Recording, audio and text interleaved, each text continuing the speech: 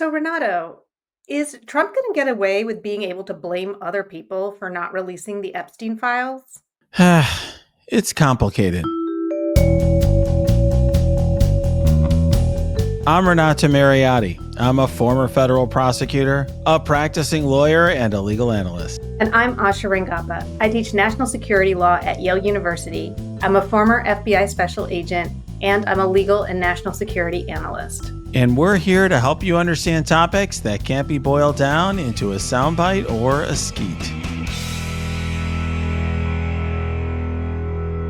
Well, Asha, I mean, this Epstein saga continues for Trump, and he's tried to, I think, find a way out of this hole that he's dug himself in. Yeah, I described it in my Substack as a bad fungus, basically. It just won't go away. And it's kind of shocking that it's been able to stick for as long as it has. I mean, it's been about 2 weeks now almost.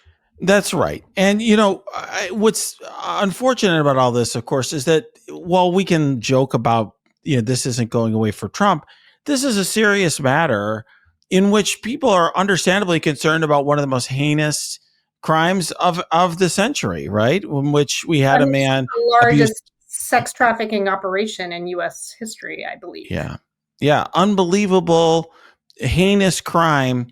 And, understandably, a lot of Trump supporters want to get to the bottom of it, in part because they were convinced by Trump that he would help them do that. And they were convinced that when the curtain was pulled back, that it was going to implicate all these powerful people, and particularly powerful Democrats. And so he's kind of made them froth at the mouth about this. That's right. And, so, I think one thing you and I have discussed, Asha, is this is really a broad story. We're going to focus a lot on the most immediate news items because there's been a lot to discuss this week, including today, the day we're recording this, the 23rd, Wednesday, the 23rd. But there's just a lot going on.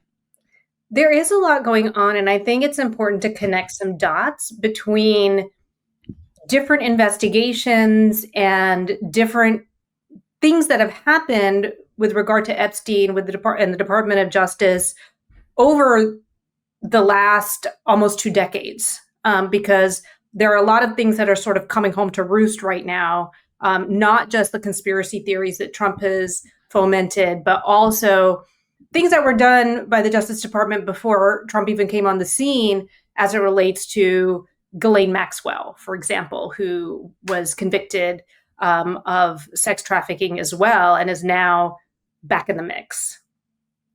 Well, that's right. So suddenly now there's an interest by the Trump folks in meeting with Ghislaine Maxwell. I mean, they were getting pilloried by their own base for not for suddenly, showing an interest in releasing the Epstein files, and then suddenly not, right? So Pam Bondi made a big show about releasing the Epstein files, said she had it on her desk. They released phase 1, and then suddenly Trump didn't want them released. And so the attorney general's like, nope, I'm not going to release them. I think very clearly responding to Trump's own directives or concerns. I think that was apparent. It was his interest there that was really being protected. And so we've talked about this on a couple weeks ago, but the reason it keeps coming back is because Trump's trying to find a way out of this. And the way that he came up with, is he sent a truth out there. Truth, I'm putting in air quotes because it's really a tweet or whatever, but that's his own social media platform. But he essentially said, I am ordering my attorney general to seek the release of the grand jury transcripts in the Epstein case.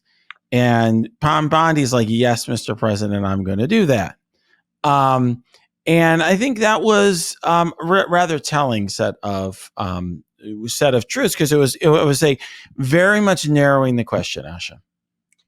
Well, let's also make sure that we highlight intervening factor that may have precipitated his truth or tweet or whatever it is, which is that the Wall Street Journal reported on a letter that Trump had allegedly sent to Epstein, which seemingly had coded language about, sort of an understanding of what was going on. And there was a drawing of a naked woman, and I can't believe this is where we're here, but where Donald Epstein, Donald Trump's signature was basically the drawing, the pubic hair of the woman in the drawing. I mean, it's like crazy, but I feel it does seem like it was after that there's sort of a bit of a panic that's going on.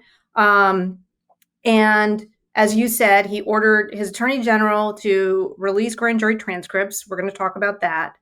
And then more recently, he has sent, or Pam Bondi has sent Todd Blanche from the Justice Department to go meet with Ghislaine Maxwell's attorneys. And so we'll talk about that too and what that all means.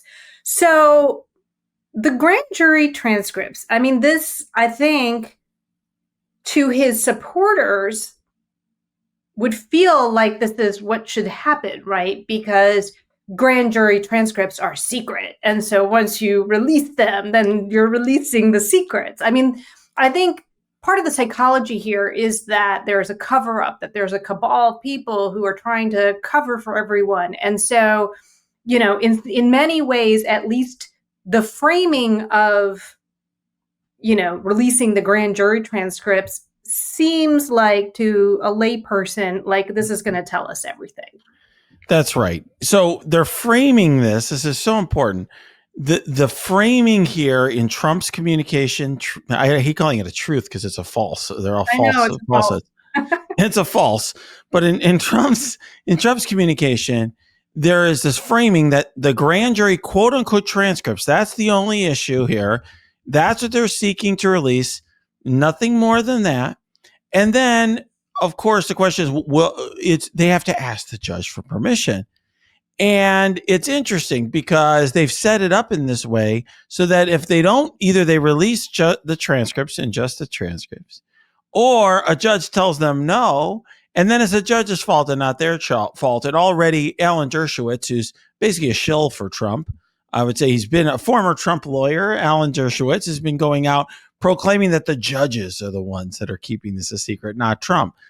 And to start with the kind of the first point there, grand jury transcripts, Asha, are such a small part of what is in a file for a case.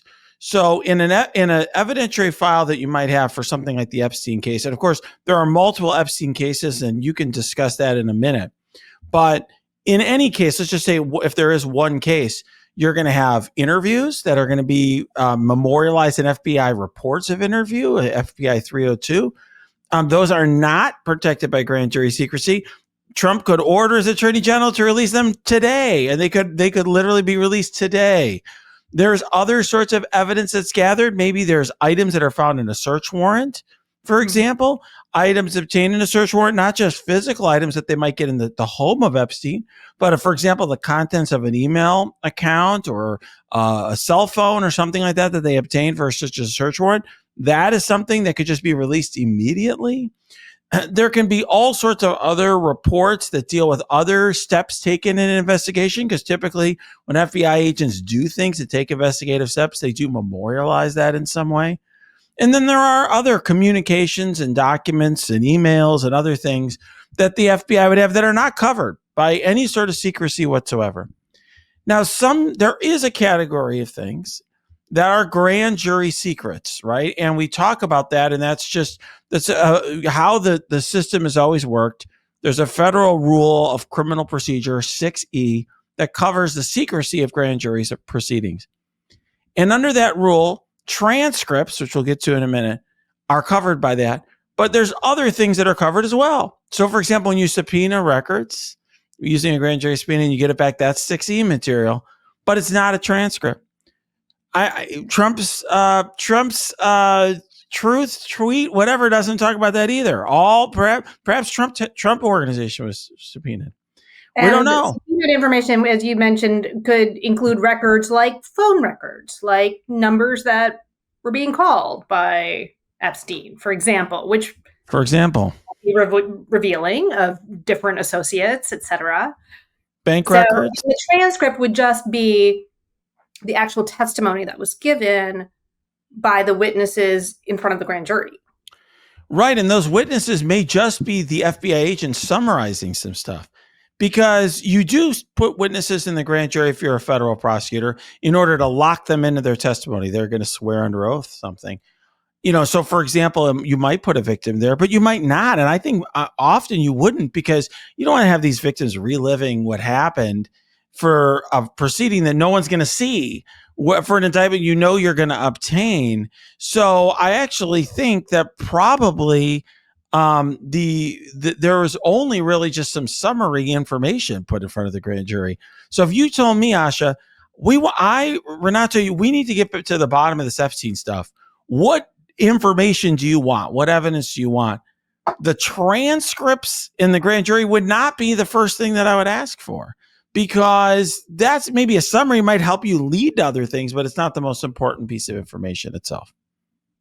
And that's what Trump is focusing on. And as you noted, Rule 6E says that grand jury proceedings will remain a secret.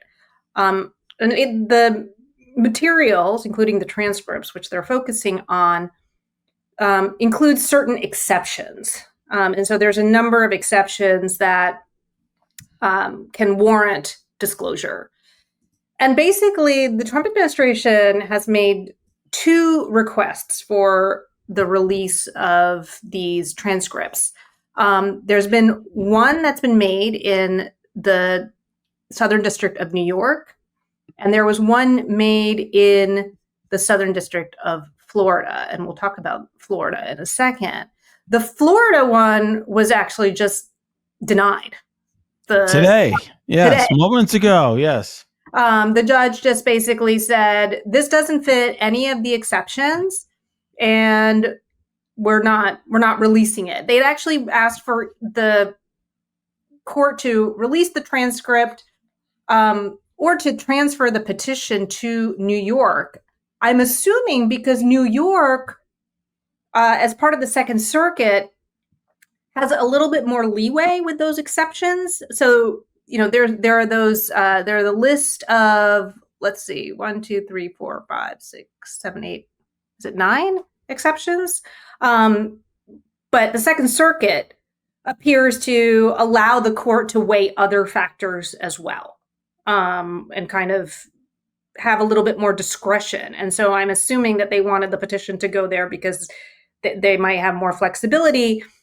The New York court, the New York judge, Judge Engelmeyer, has asked the government to come back with what specific exceptions they're invoking in order to, justify the release, because that was not basically it seems like Bondi just said this is in the public interest, and there's a historical interest in this case.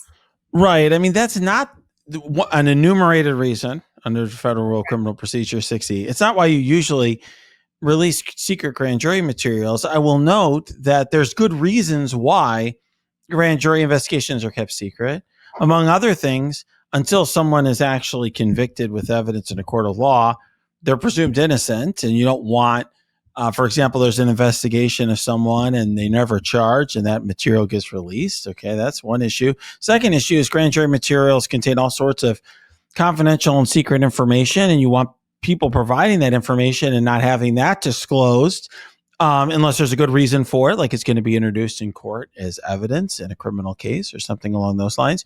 So, there are narrow exceptions. Usually these sorts of requests are actually to essentially provide grand jury material to another party to continue law enforcement proceedings elsewhere, some other very clearly specified reason. That's not the case here. And I really, maybe I'm too cynical, Asha. I think we both know I'm about as cynical as it gets. I kind of think here that this was set up as a way for Trump to blame the courts for his own desire to cover up. Yeah. Well, to make it so that the judges almost have no choice but to say, no, under this rule, we're not going to release it. And then they're like, oh, well, we tried. But as you mentioned, there is a lot of information that's already in their possession. And I think we should talk about the different investigations that have been run out of the Department of Justice, which would be repositories of this information. So, of course, the investigation of an indictment of Jeffrey Epstein in 2019 would be one of those, right? There's clearly case files that have all of the stuff that you mentioned, interviews and other evidence, et cetera. They conducted a search warrant pursuant to that indictment as well. So all of that is there. But, to kind of do the Wayne's World, flashback, that was actually the second investigation into Epstein by the Justice Department.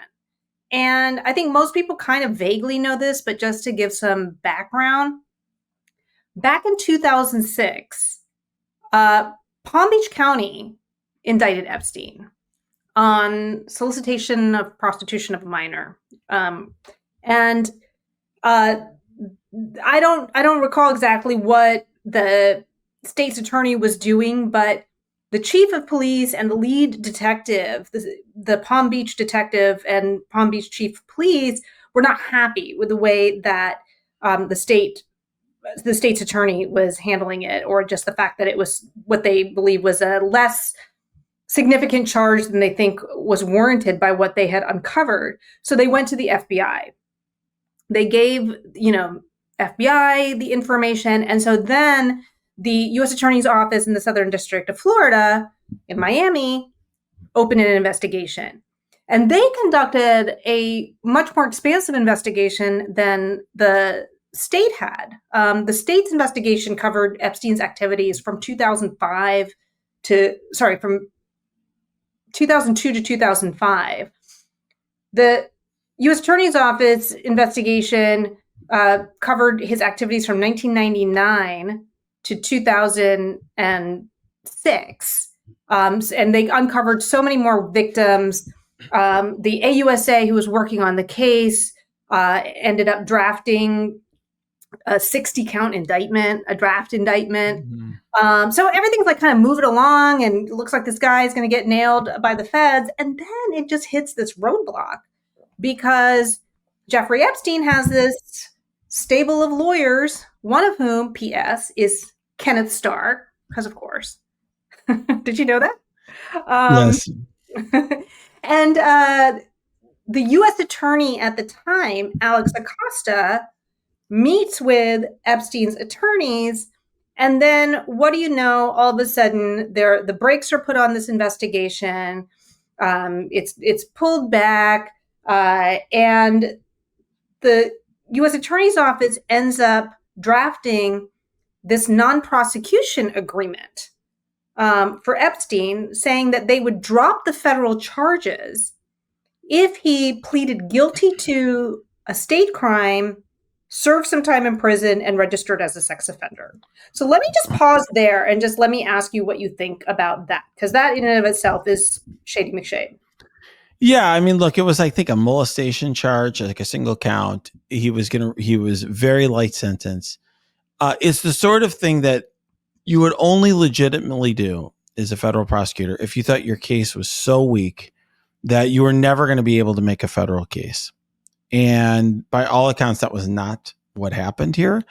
Even then, I think a lot of people would take the judgment call that it would be better off to go forward with the federal case anyways. But I mean, I had been in a situation, I will say, when I was a federal prosecutor, where we did have a child abuse case that we had the state go forward because we thought it was better to get a plea there and get the stronger case, or get a conviction and have on a sex offender list rather than roll the dice on an uphill battle.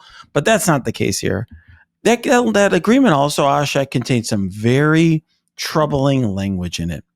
And okay, maybe we're going to get there, but I just want to mention. I was getting there next. All right, well, I can serve that up to you.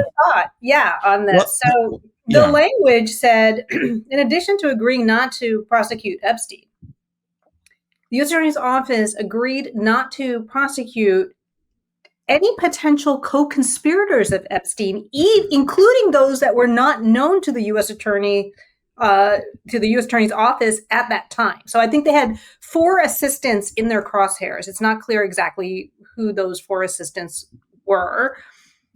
But they basically say, yeah, we promise to not prosecute anyone that you have been involved with, even if we come across them later. Like it was all known. Universe of people. Yeah. And then it also, there was, I think, a difference of opinion on this point. I wrote about this. I think I wrote something in the New York Times 6 years ago on this.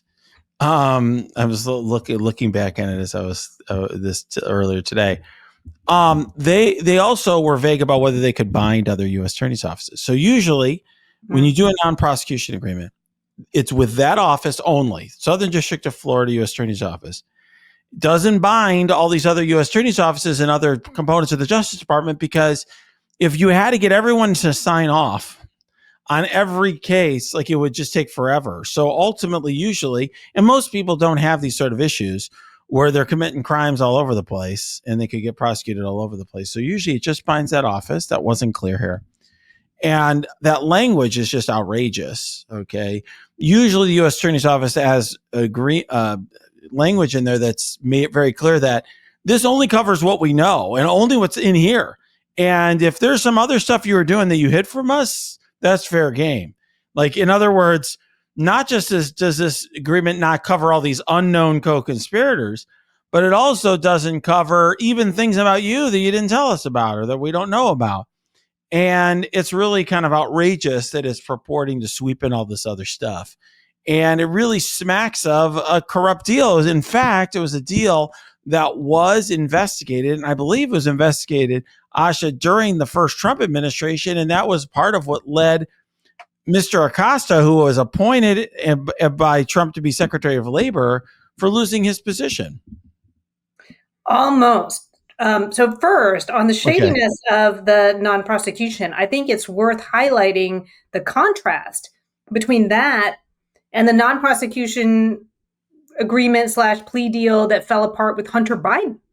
Because do you remember, they were completely unwilling to take future charges off the table for him, even for kind of a pretty limited, universe of conduct.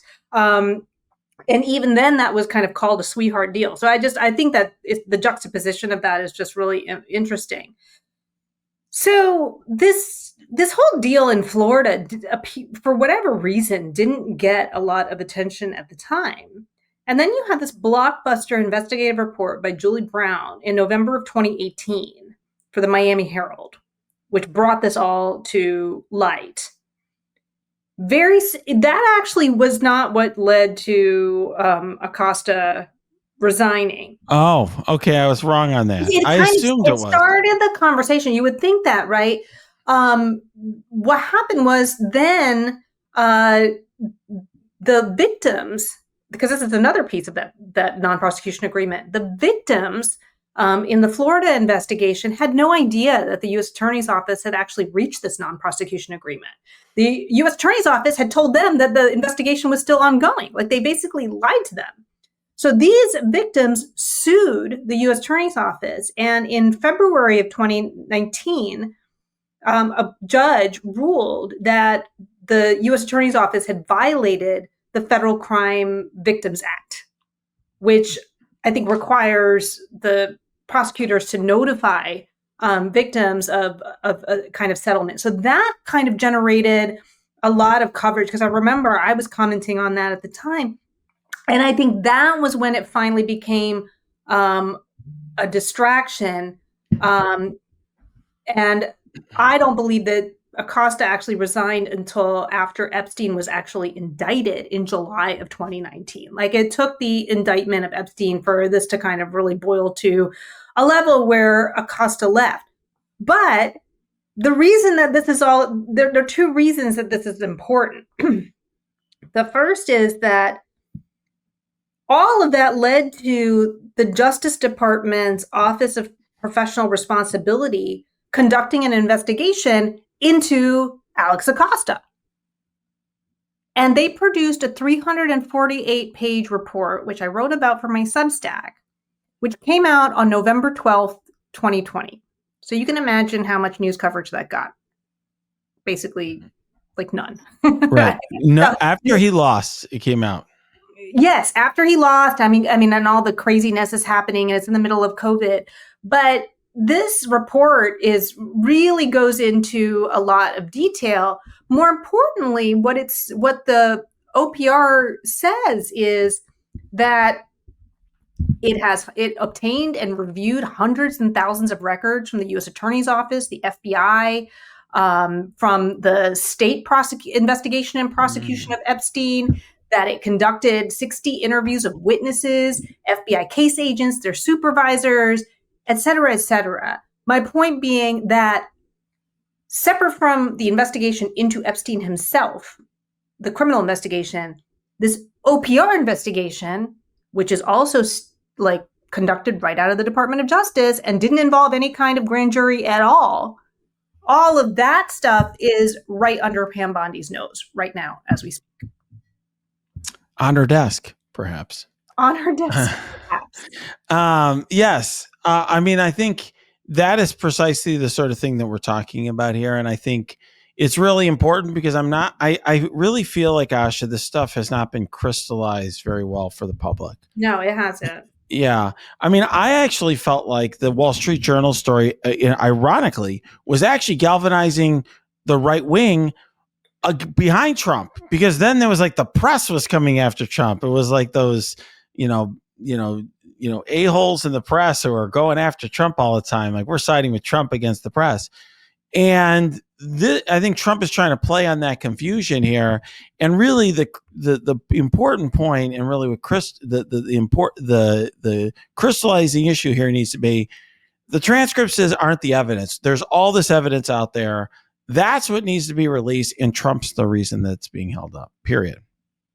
Meanwhile, back at the ranch, that provision of the non-prosecution agreement from 2007, in which the Southern District of Florida said we won't prosecute any of your co-conspirators, is what Ghislaine Maxwell is pointing to in appealing her conviction.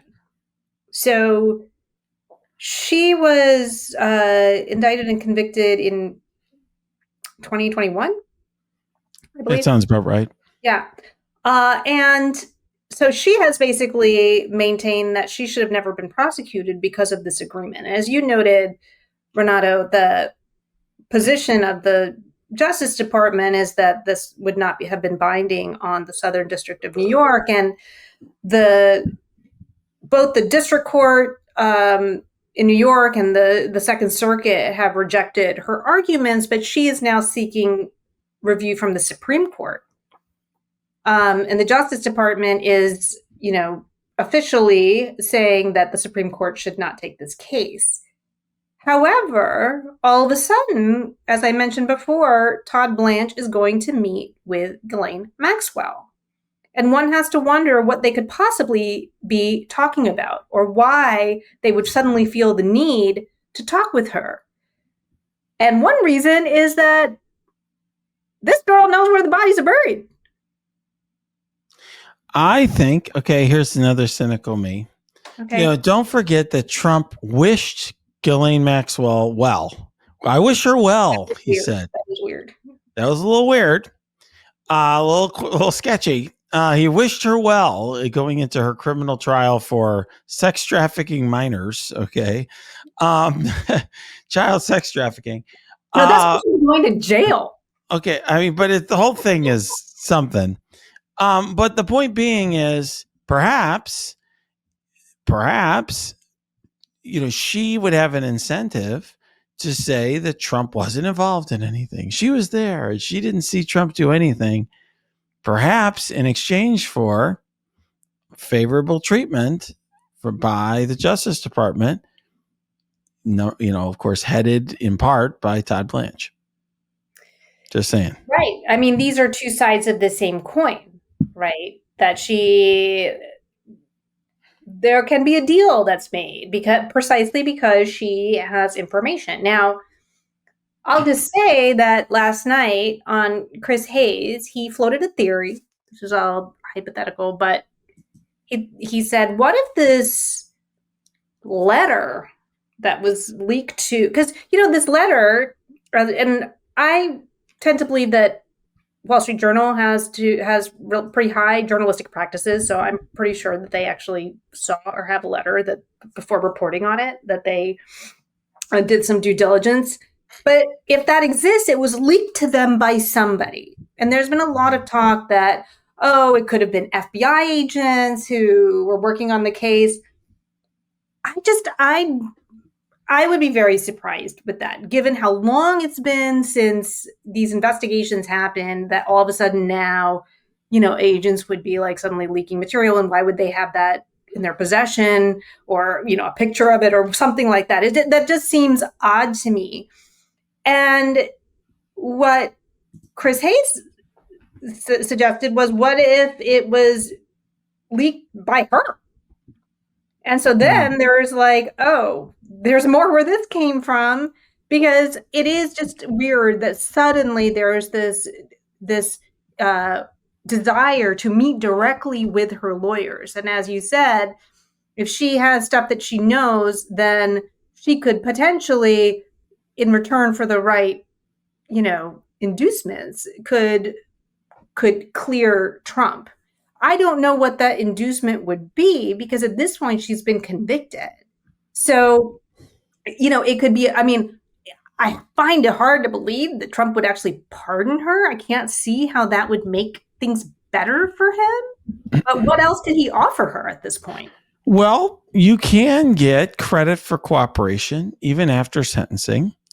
There can be a motion made to the judge to reduce the sentence in exchange for cooperation. Perhaps she could provide, extraordinary cooperation in which she points the finger at other wrongdoers, and Democrats also claims that Trump did nothing. I don't know, but like I said, I'm very cynical. I don't know what she is in her head and what she's going to say, but very suspicious of all this, Asha, as are many people on the right. So I'm not alone. This is a bipartisan issue.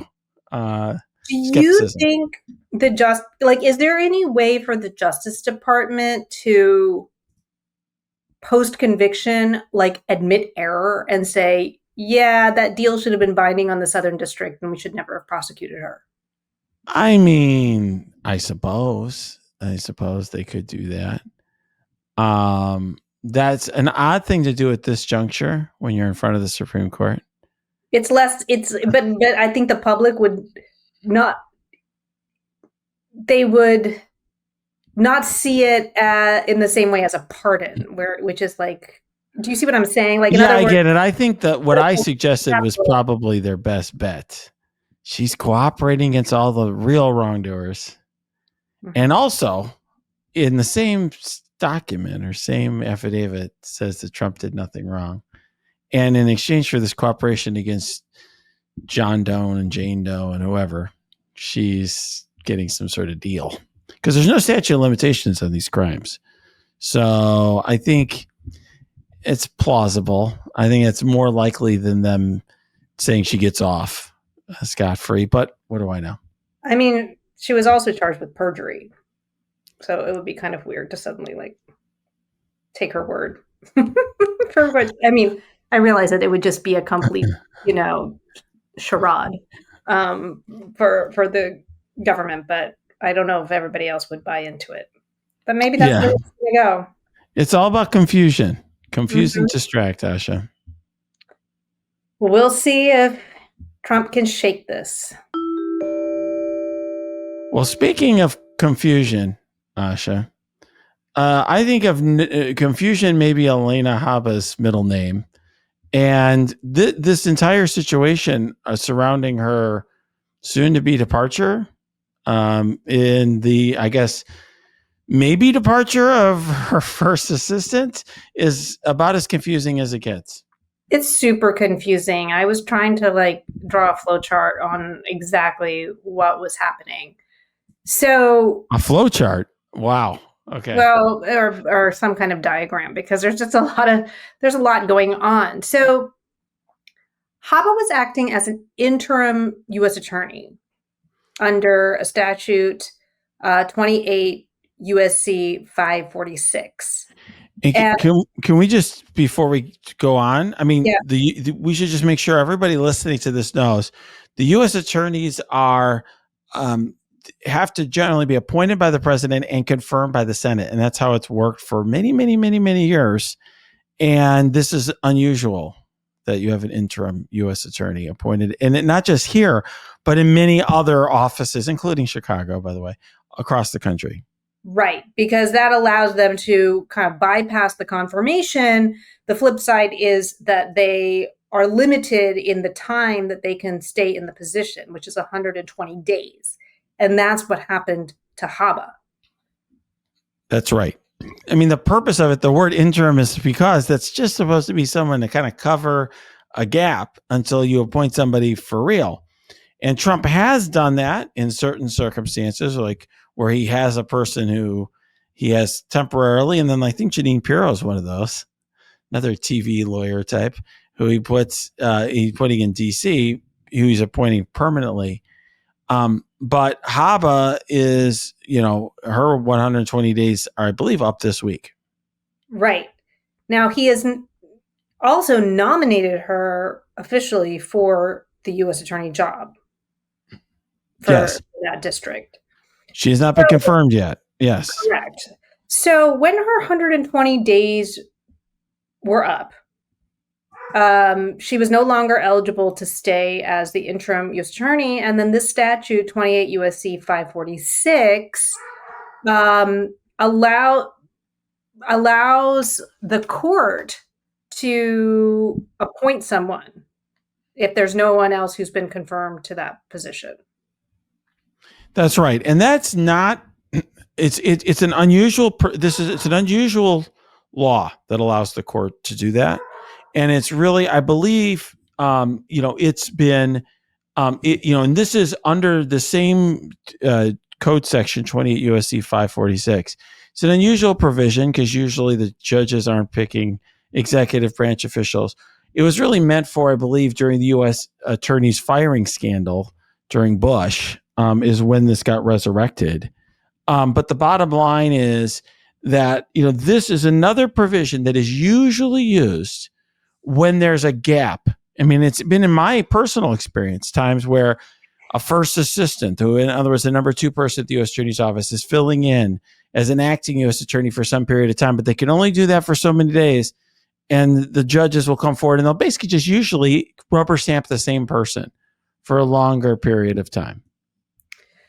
Well, in this case, the court appointed the first assistant, Grace. Correct.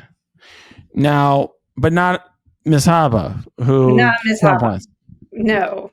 And then Bondi fired her. And not just fired her from being the interim U.S. attorney or, judicially appointed U.S. attorney, but like fired her from the United States Department of Justice because she was appointed by the court to essentially be a judicially appointed U.S. attorney, who, by the way, can serve until the vacancy is actually filled through the Senate. Right. So technically, Bondi fired her in her capacity as the first assistant because legally she is not able to fire her as the interim U.S. attorney because, as you pointed out, she was appointed by a court for that. It's a title issue, but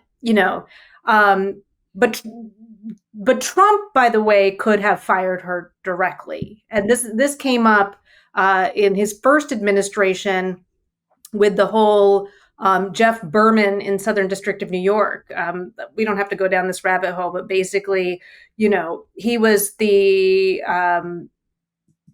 acting U.S. attorney, I guess, for the Southern District of New York. Mm-hmm. And he was appointed by appointed by the judges as well. He was put there by the bench, and Barr issued a letter like out of the blue saying he was fired.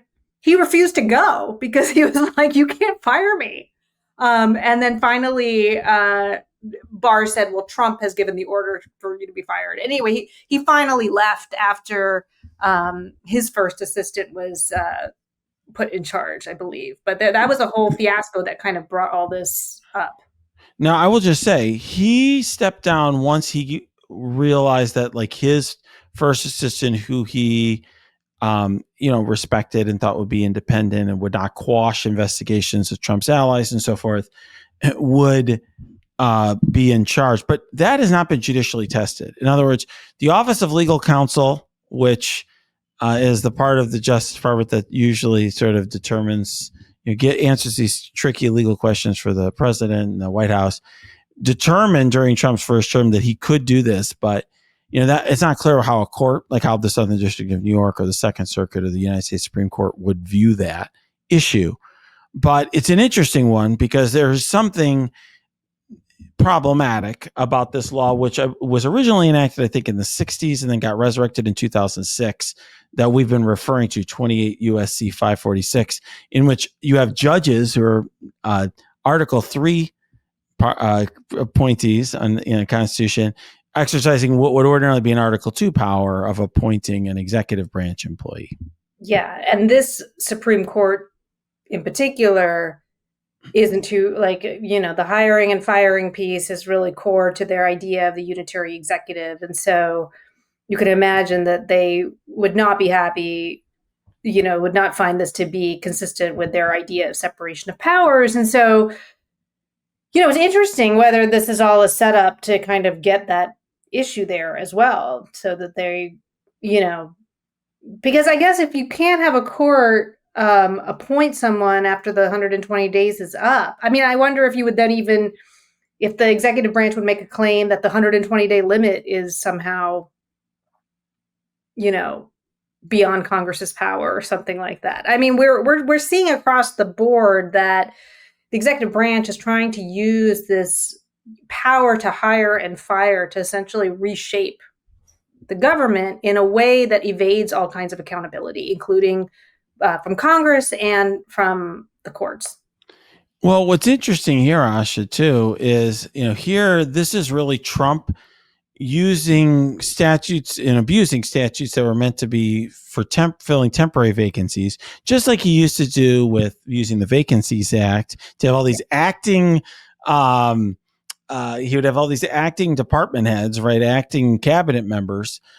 Here he's got interim U.S. attorneys across the country, and he's basically doing that to bypass the United States Senate, controlled by Republicans, but with enough of a thin margin that somebody like Alina Habba, who I think it's fair to say is patently unqualified for the role, having never been involved in criminal law other than Trump's cases, as far as I can tell.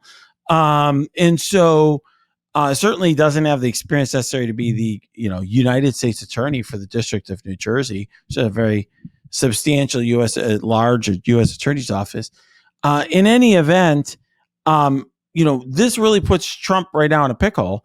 It's not clear what he's going to do. I mean, he hasn't tried. Bondi's fired the first assistant.